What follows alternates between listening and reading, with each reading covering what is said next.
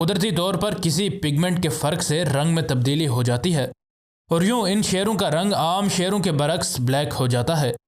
ان شیروں کے جھنڈ کی موجودگی کو سائنسدان خوشائند بات کہہ رہے ہیں، اور چونکہ افریقہ میں ہر طرح کے ہی شیروں کی تعداد کم ہوتی جا رہی ہے، اس لیے ایک ایسے شیر کی قسم جس کے بارے میں یہ سوچا جا رہا تھا کہ وہ اس دنیا سے ختم ہو چکی ہے، یقیناً ایک زبردست خبر ہے۔ کچھ عرصہ پہلے انٹرنیٹ پر ایک ایسے شیر کی تصاویر گردش کر رہی تھیں جس کا رنگ بالکل بلیک تھا۔ اس تصویر کے بارے میں تو کہا گیا کہ یہ تصویر حقیقت پر مبنی نہیں ہے، لیکن کالے رنگ کے شیر آج بھی اس دنیا میں موجود ہیں اور ان کی پکچرز اور ویڈیوز اکثر منظر عام پر آتی رہتی ہیں۔ Number 2، the liger and the tiglon. Liger اور ٹگ لائن میں چیتے اور شیر کی خصوصیات پائی جاتی ہیں۔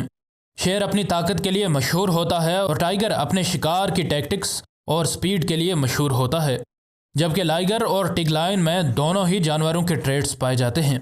لائگر ایک میل لائن کے اور ایک فیمیل ٹائیگر کے کراس سے پیدا ہوتا ہے، جبکہ ایک ٹگ لائن ایک میل ٹائیگر اور لائنس کے کراس سے پیدا ہوتا ہے۔ یہ دونوں طرح کے ہی جانور جنگل میں نہیں پائے جاتے اور نہ ہی جنگل میں پیدا ہوتے ہیں، کیونکہ جنگل میں نہ شیرنی چیتے کو اپنے پاس آنے دیتی ہے اور نہ ہی شیر چیتے کی مادہ کے پاس جا سکتا ہے۔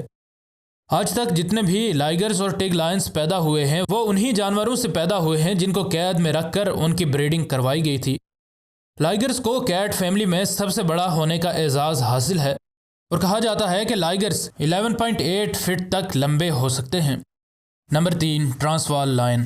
یہ شیر Kalahari national park, Kruger national park اور ہیلین نیشنل پارک میں موجود ہیں۔ یہ عام شیروں جیسے ہی ہوتے ہیں، لیکن اصل میں ان کی رنگت عام شیروں سے مختلف ہوتی ہے۔ آپ نے کوئی نہ کوئی البائنو شخص دیکھا ہوگا۔ اس شخص کے اندر میلانن کی کمی ہوتی ہے، اور جس شخص میں میلانن کی کمی ہو جاتی ہے اس کا رنگ سفید ہو جاتا ہے، اور کہا جاتا ہے کہ اس کو برس کی بیماری ہے۔ ان شیروں کے اندر نہ صرف میلانن بلکہ دیگر بھی کئی ایک طرح کے پگمنٹس کی کمی ہو جاتی ہے، اور اس بیماری کو لیوسزم کہا جاتا ہے۔ اس بیماری کی وجہ سے جانور کی سکن اور بال وغیرہ سفید ہو جاتے ہیں۔ اس ڈیفیشنسی کی وجہ سے ان شیروں کو عام شیروں سے مختلف سمجھا جاتا ہے، اور ان کو جہاں بھی رکھا جاتا ہے ان کو دیکھنے کے لیے لوگ دور دور سے آتے ہیں۔ ان کے مخصوص کلر کی وجہ سے ان کی بریڈنگ پر بھی فوکس کیا جاتا ہے تاکہ ان جیسے مزید شیروں کے ذریعے ان شیروں کی تعداد میں اضافہ کیا جا سکے۔ ایک ایسا ہی شیر 1936 میں ایک شکاری نے مار دیا، اور بعد میں بتایا کہ اس شیر کا وزن 312 کلو گرام تھا، جس وجہ سے سائنسدانوں کو یہ یقین ہوا کہ یہ شیر جنگل میں بآسانی سروائیو کر سکتے ہیں، اور ان کو ان کی بیماری کی وجہ سے زیادہ دشواری نہیں ہوتی۔ Number 4، جیگ line.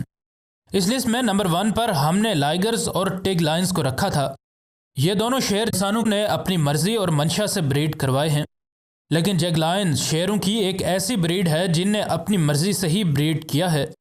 کینیڈا کے ایک چڑیا گھر میں ایک میل جیگوار اور ایک لائنس رہتی تھی۔ یہ دونوں جانور اس چڑیا گھر میں بچپن میں لائے گئے تھے، اور بچپن سے ہی ان کی آپس میں دوستی ہو گئی۔